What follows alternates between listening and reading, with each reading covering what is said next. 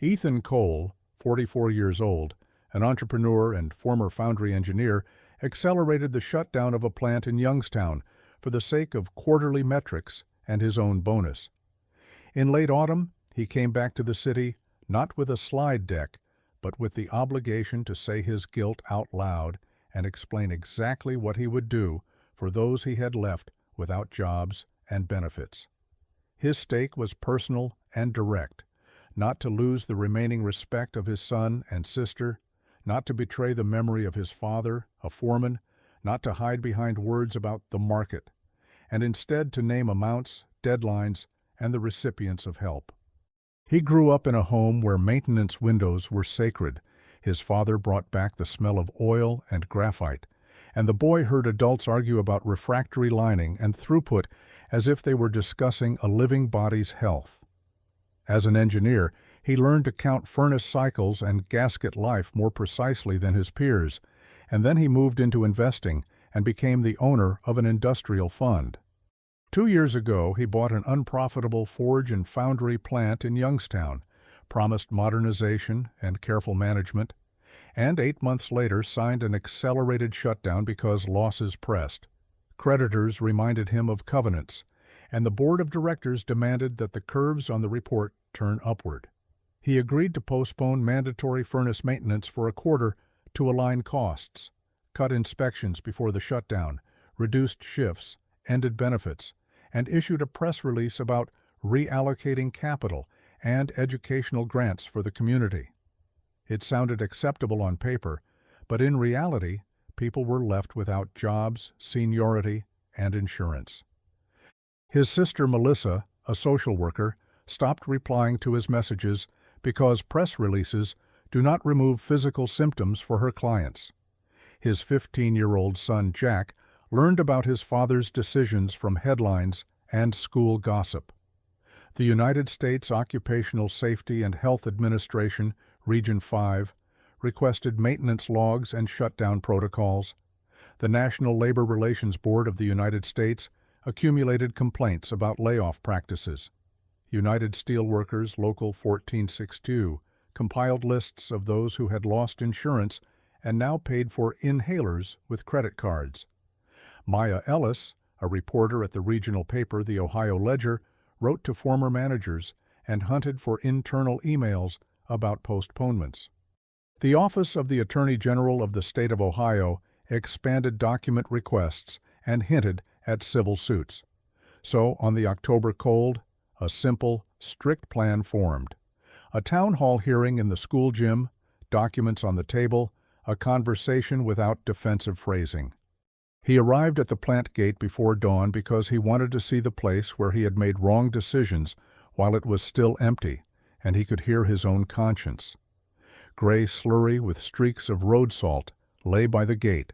Car wheels left half-moons in it, and the air smelled of damp iron, though the shops were already cold.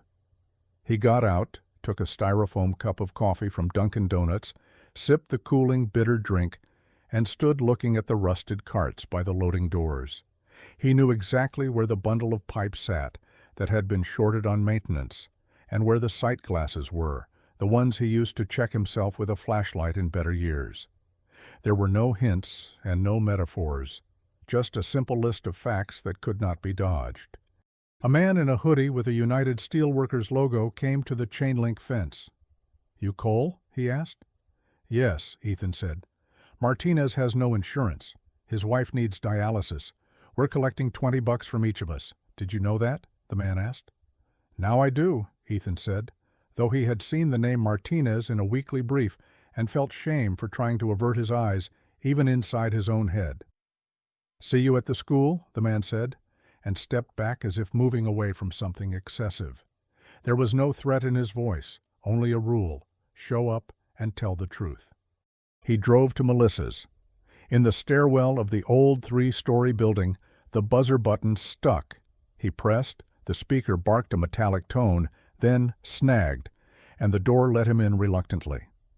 Melissa opened and went to the kitchen without a hug, the way people go where work, not conversation, is waiting. On the fridge hung a Pittsburgh Steelers schedule magnet. A giant Eagle supermarket receipt stuck out under a cow-shaped magnet, and to the side, a child's drawing from a neighbor's kid she escorted to a speech therapist. She worked with such families daily and knew their schedules better than her own fatigue. In the fridge stood a jar of pickles, the same kind their father always kept for later, and the jar now felt like a hash mark on a scale where normal life is measured. "I'm leaving for a home visit in 20 minutes, she said. "I won't be long," he said, sitting on a stool with a leg wrapped in electrical tape, half afraid the rickety thing would refuse to hold him. "Say one sentence," Melissa said. "I accelerated the shutdown for the report and a bonus and agreed to postpone furnace maintenance. That is my fault," he said. "Good. Say the same into the microphone tonight, and say what you are going to do, not what you feel," she said. He nodded. Clarity made breathing easier, even as it stung. He gathered lawyers and a communications consultant in a rented conference room above a small office near the school. An open pizza box sat on the windowsill. No one ate. Dough smelled like cheap tomato paste and automatic excuses. The consultant used his usual tone.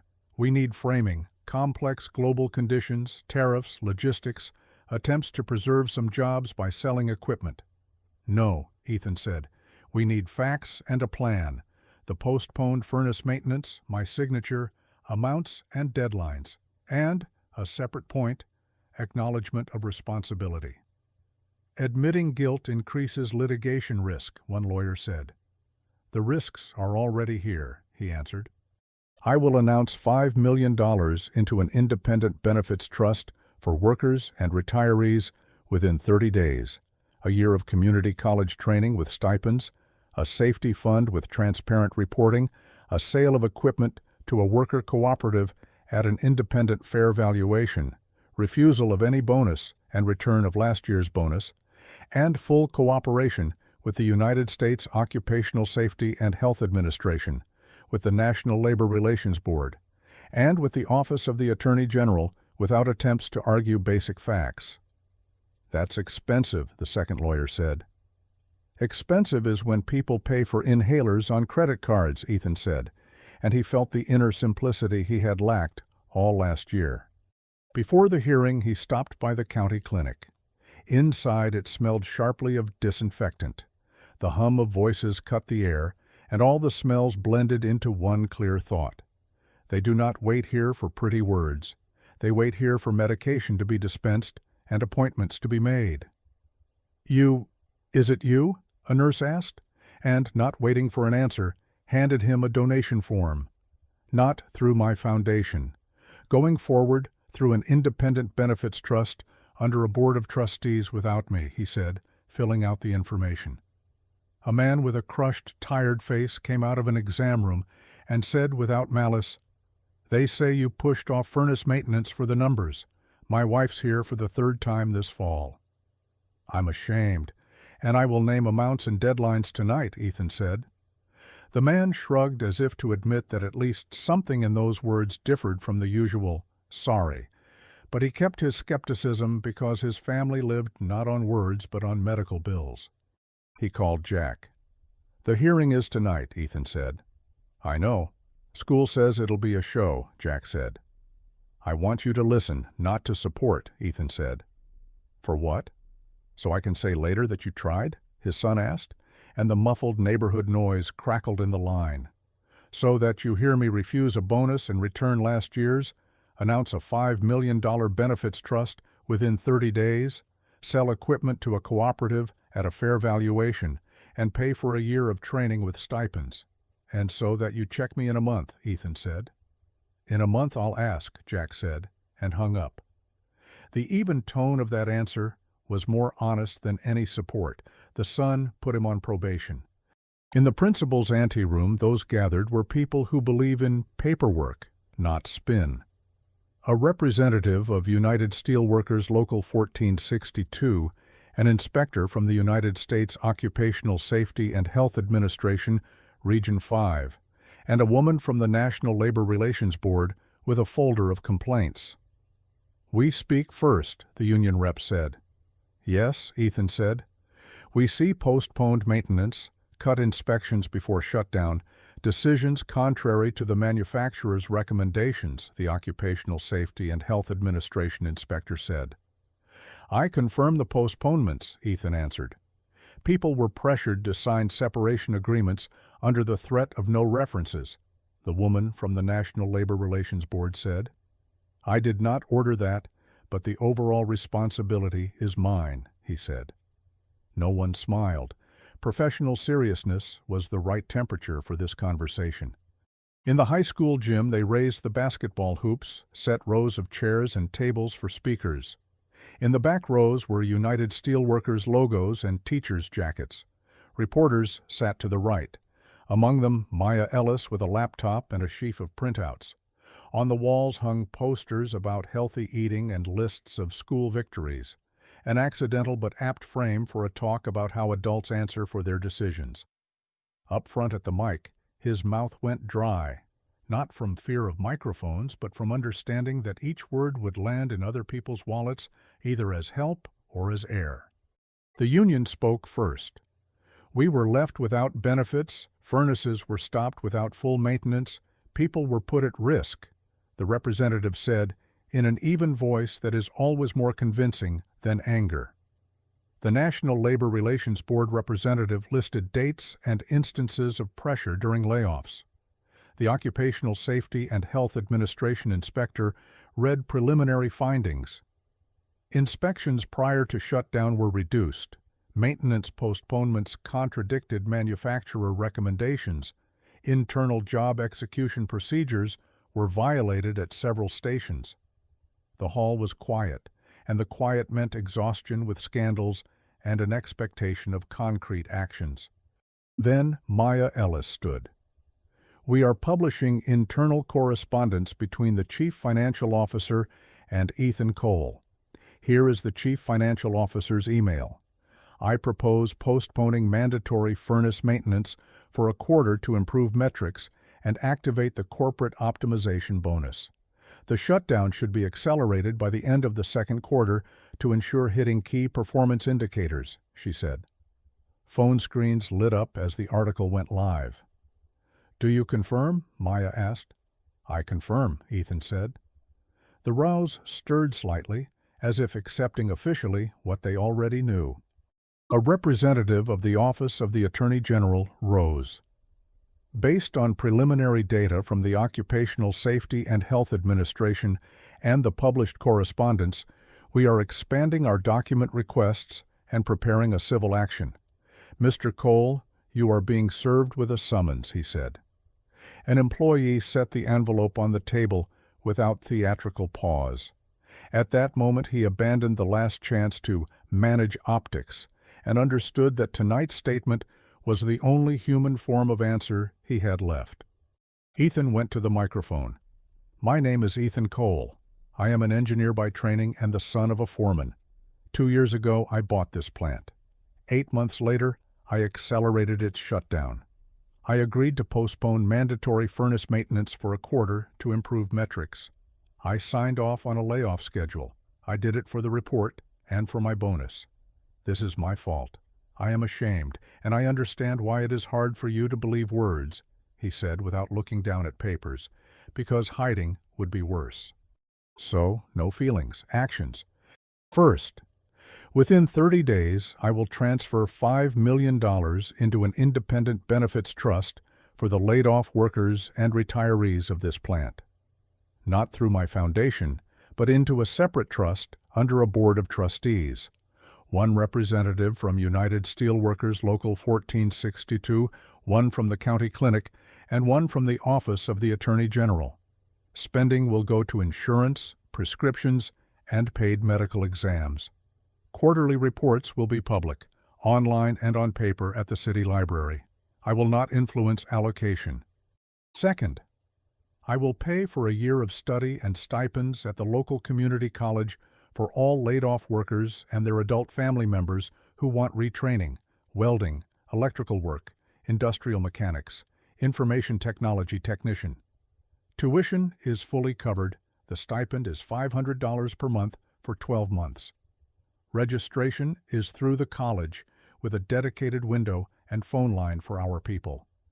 I will also pay for evening shuttle service because the bus schedule is inconvenient.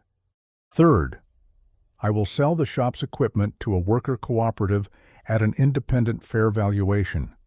The valuation will be done by an outside company agreed upon with the union and the state. No under-the-table discounts and no markups. In addition, $200,000 for legal support of the cooperative and for startup accounting. Fourth, I will create a safety fund, $150,000 per year for 3 years, for independent audits, training, and personal protective equipment for local production sites in Youngstown. The oversight board will be 3 people, a union representative, a clinic representative, and a retired occupational safety specialist. All applications and decisions will be public. Fifth, I refuse any bonus for the shutdown and will return last year's bonus. That money will be transferred into the benefits trust. Sixth, I will cooperate with the Occupational Safety and Health Administration, with the National Labor Relations Board, and with the Office of the Attorney General. I will provide complete document packages. I will not dispute basic facts about the maintenance postponement and the accelerated closure, and I will answer summonses without delay. He paused and added everyday details, as his sister had asked. There will be an independent job placement counselor at the library once a week. I will pay for it. The college will have our office with printed schedules and bus routes so people do not have to hunt the website. For those enrolling in retraining, I will pay dental insurance. Dental pain does not wait for reports. On the table by the exit, there are sheets with addresses, phone numbers, and bank routing details.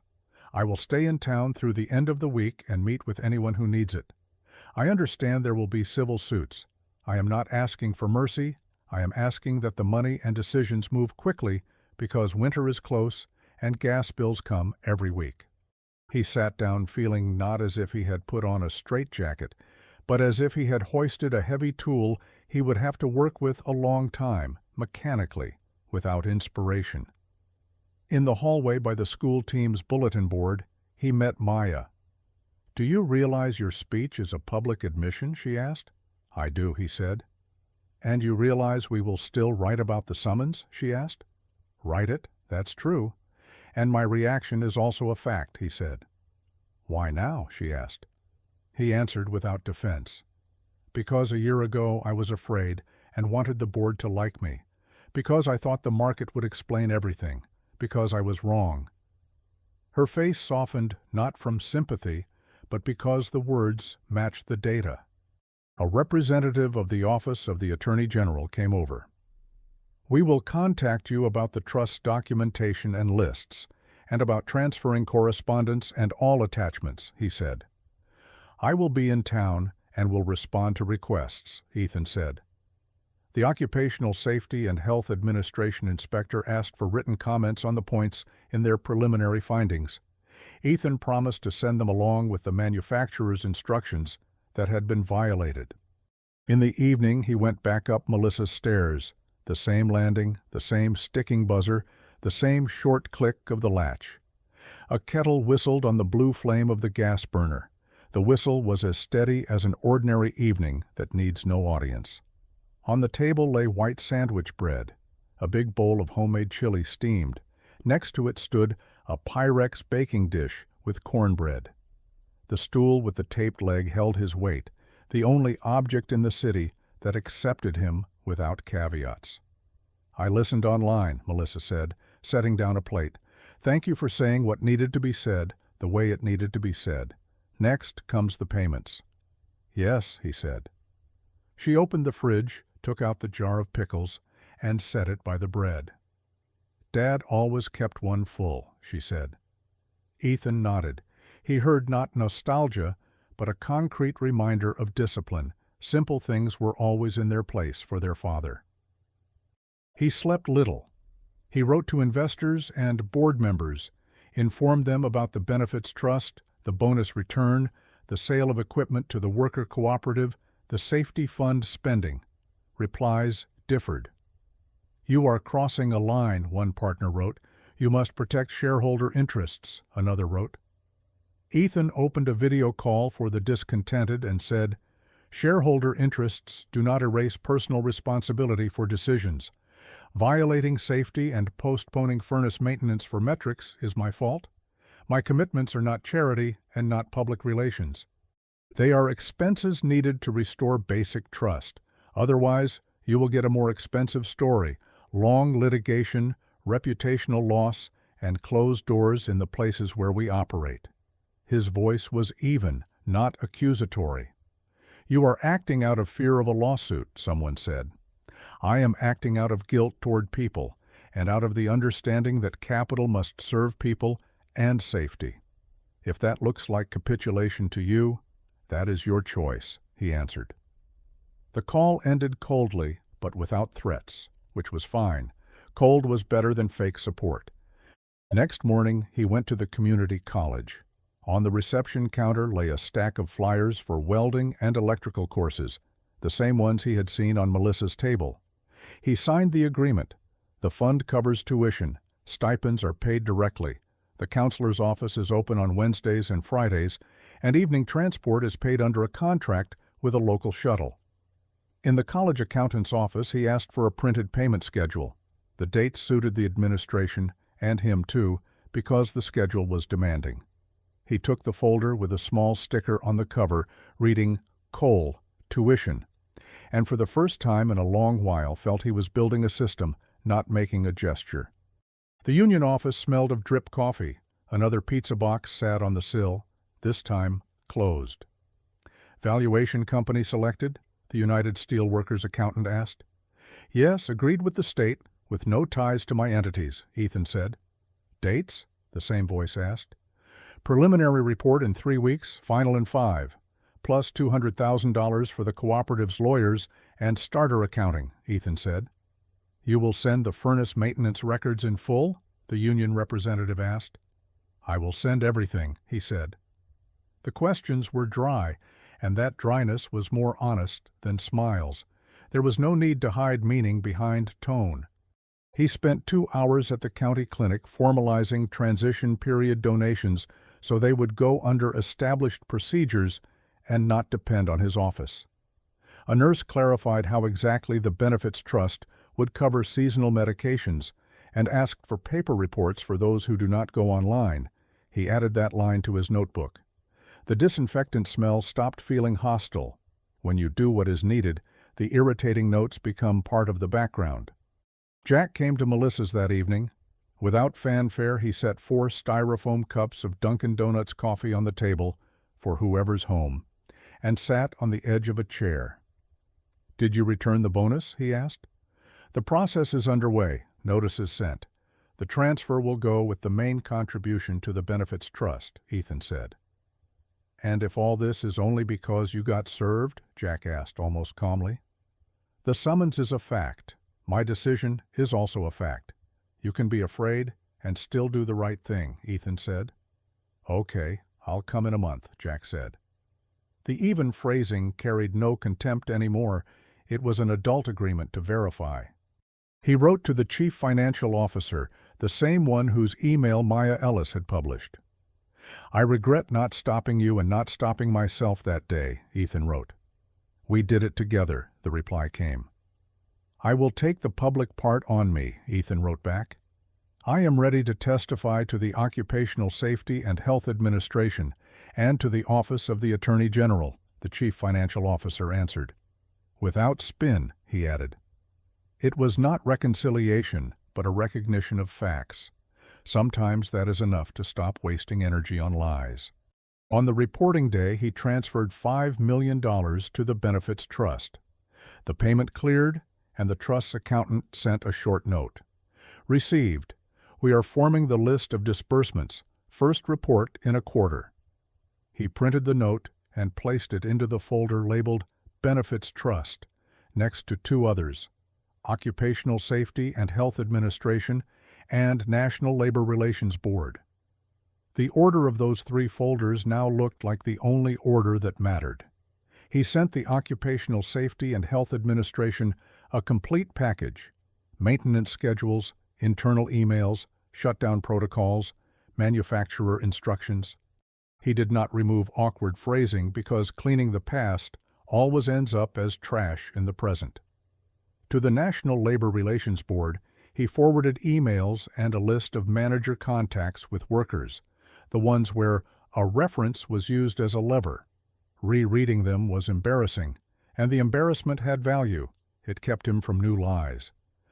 He held an open session at the library every Friday. On a long table lay folders with labels Benefits Trust, College, Cooperative, Safety Fund. Next to them were printed bus schedules and sheets with phone numbers. A woman in a school staff jacket asked a concrete question about a prescription. A man brought course papers to see whether he could combine evening classes with a side job. Ethan answered, took notes, called colleagues.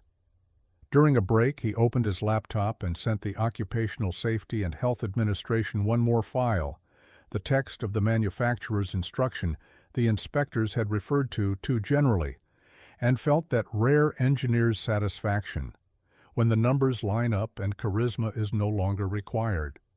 Another meeting took place in a small union hall. The Future Worker Cooperative discussed a mentorship program for those who would stay with the equipment after the buyout. Cheap coffee and a plate of cookies sat on the table. "Will we have a mentorship program?" a young former operator asked. "The college will pair mentors and trainees.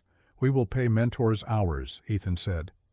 "And if it doesn't work?" someone in the back asked. "Then we will take another route, without pressure and threats," he said. Off to the side, a man in a blue jacket nodded, not a nod of trust, but of pragmatic recognition. In the evening, he drove to the cemetery. His father lay under low maples. Wind drove wet leaves along the paths. He set a small jar of pickles beside the stone, a ridiculous gesture, but his father would have liked it. Simple things at hand. "I realized everything too late," he said, standing alone in gray light.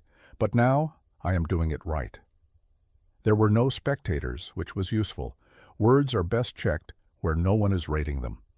When the final valuation numbers arrived, he signed the offer to sell equipment to the worker cooperative and sent copies to the union and the state. That same day, he made the first transfer to the safety fund and opened applications for audits in 3 nearby shops.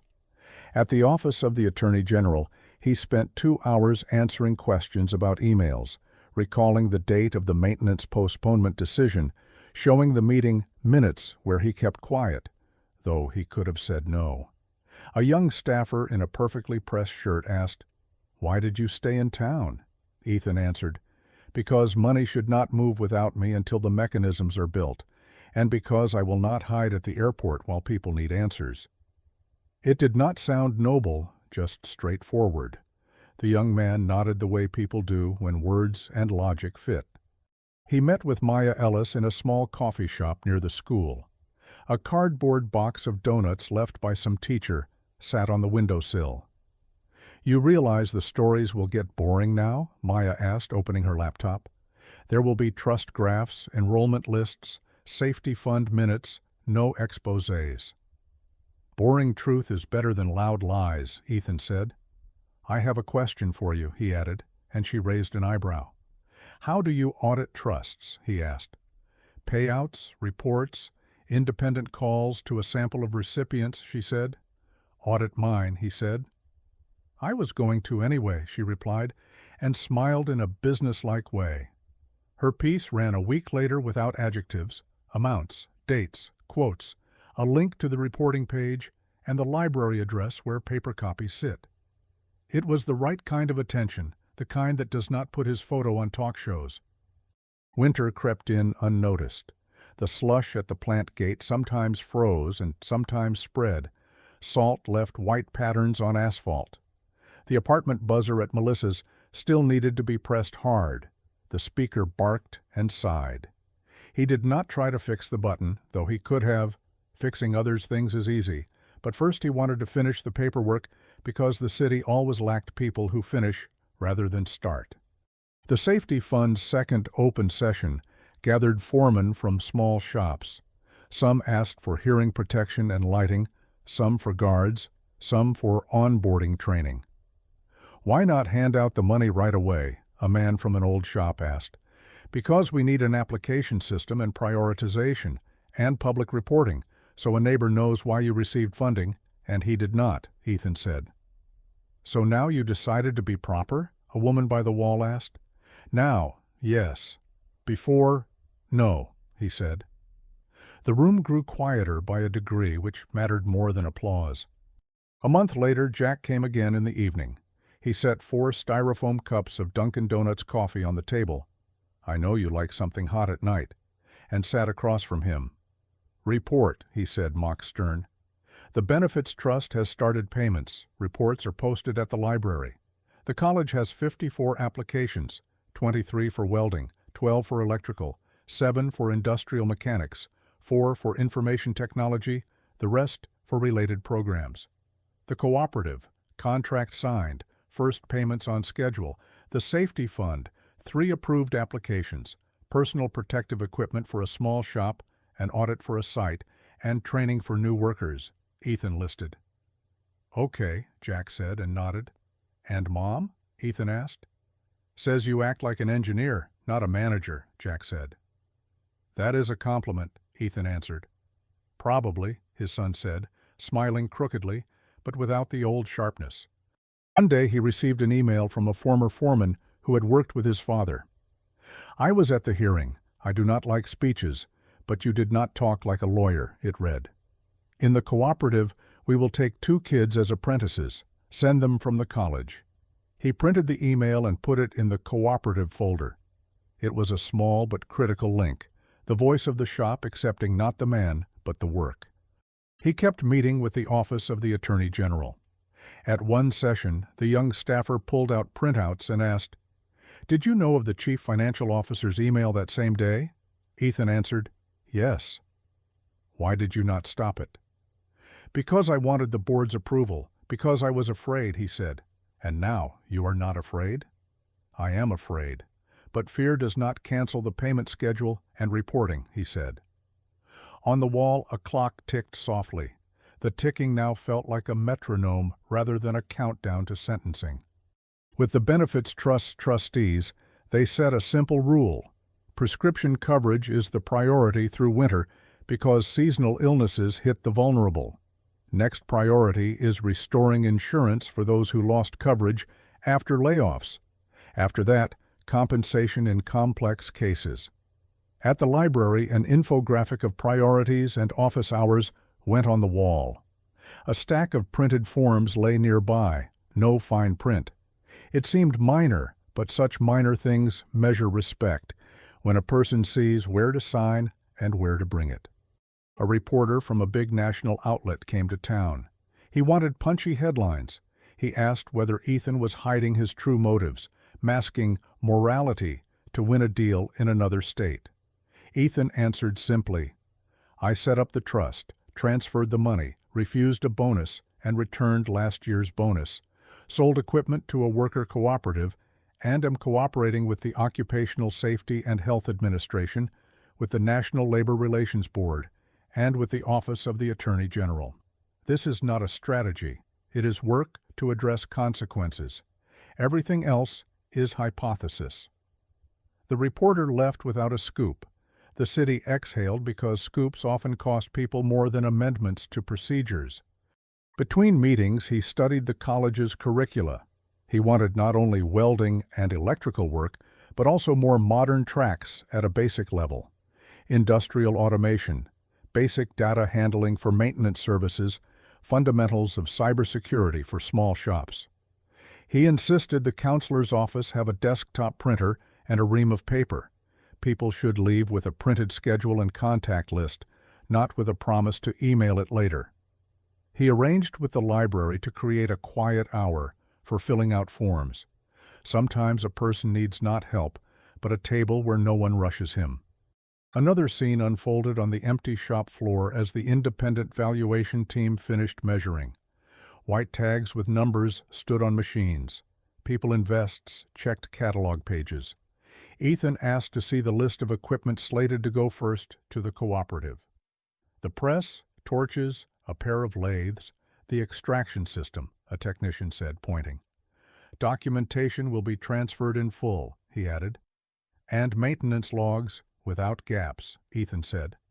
Without gaps, the technician repeated. It was a rare moment when two people spoke the same language, the language of lists and logbooks. By early December, the slush grew denser. Salt left light rims on boots. In the evening, he walked to Melissa's with a bag of groceries. The landing smelled of laundry detergent and cold stone.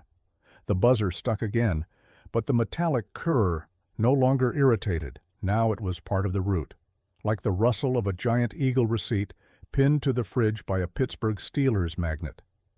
On the table sat white sandwich bread, a big bowl of homemade chili, and a Pyrex dish of cornbread. Food with no hidden meanings. "Staying for dinner?" Melissa asked. "Yes," he said.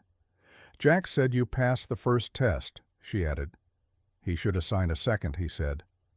They laughed quietly, the way people laugh when they share a plan. He wrote a short note to investors who supported him and to those who did not. "I understand your concerns, but our future projects will be rejected in places where we appear as hypocrites. Our capital can move machines and reports, but it cannot move trust if it is destroyed. My strategy is not a stratagem, it is repair." Replies varied, but without threats to pull out, likely because the numbers were starting to show predictability, amounts, dates, procedures. He returned often to thoughts of his father. They were not saintly sadness, they were details. How his father took off his gloves, set his boots in the same corner, checked whether the pickle jar was full. He caught himself thinking his new life was becoming like his father's evening rituals, checking the folders on the table, benefits trust, college, cooperative, safety fund, verifying the schedule, calling those who had not answered. It was not an atonement drama, but discipline. He no longer asked, "Is it too late?" Too late had arrived long ago.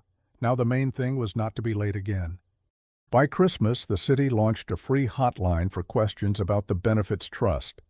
Volunteers from the library and 2 college students staffed it. The conversations were similar. Where do I get the form?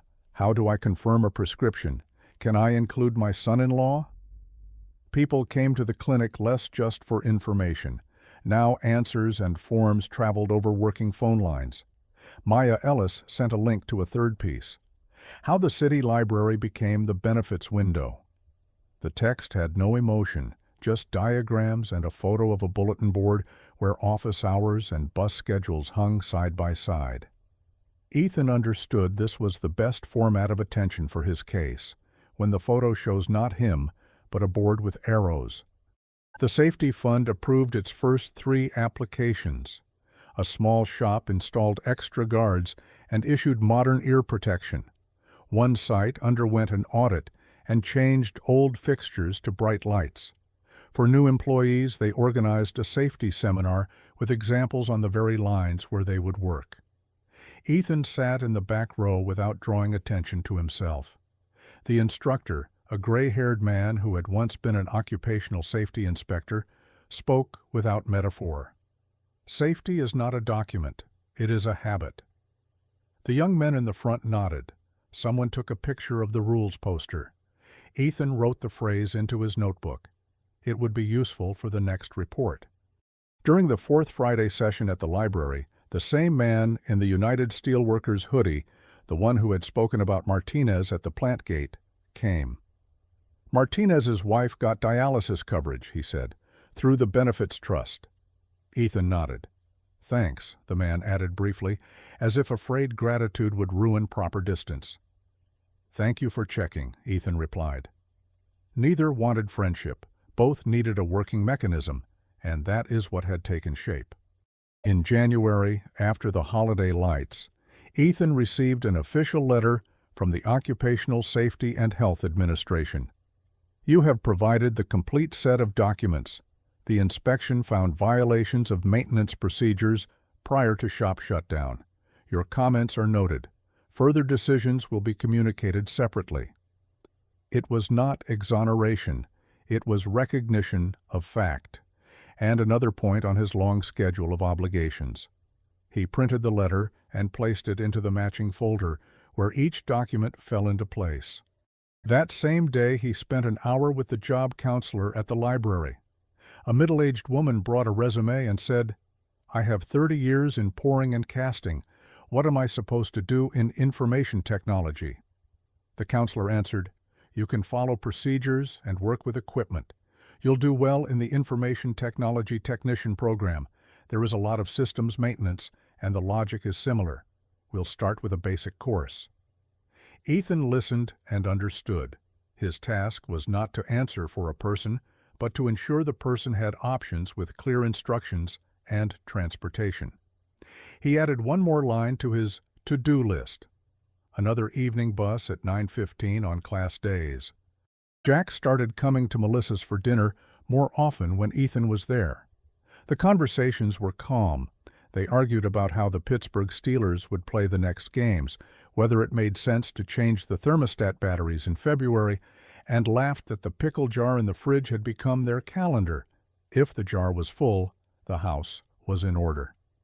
These evenings did not erase the past, but slowly replaced the habit of distrust with the habit of verified actions. Jack said once, "You talk without 'if it goes well' now."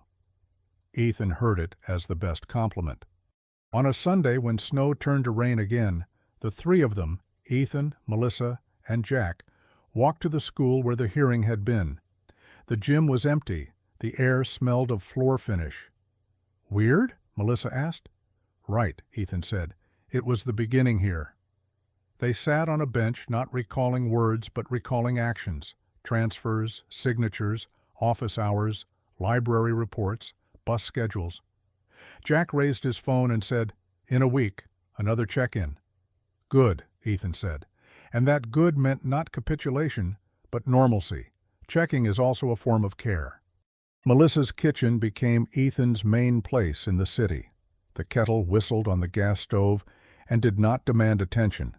The stool with the taped leg was steady, like a simple thing that serves without pretension. White sandwich bread lay on the cutting board. A big bowl of homemade chili steamed. The Pyrex dish of cornbread gave off a soft, sweet aroma. A Pittsburgh Steelers magnet on the fridge had the home games circled in marker. At that table they did not discuss strategy. They checked off completed lines: benefits trust, report, college, enrollment and stipends, cooperative, transfer and training, safety fund, approved applications. Big words were not required at that table. Simple ones were. None of this erased his guilt, instantly restored health and seniority, or canceled investigations and the summons. But it shifted the conversation from the world of excuses to the world of actions with dates and amounts. $5 million to an independent benefits trust for workers and retirees in 30 days. A year of paid courses and stipends at the community college. A fair independent valuation sale of equipment to a worker cooperative. A safety fund with transparent reporting. Refusal of a bonus and return of last year's bonus. Personal cooperation with the Occupational Safety and Health Administration, with the National Labor Relations Board, and with the Office of the Attorney General. Money and shareholder interests do not erase responsibility. If capital does not serve people and safety, it destroys trust. Admitted guilt and concrete help matter more than explanations. Only they turn a quiet town back into a place where a kettle whistles again and a hot dinner sits on the table.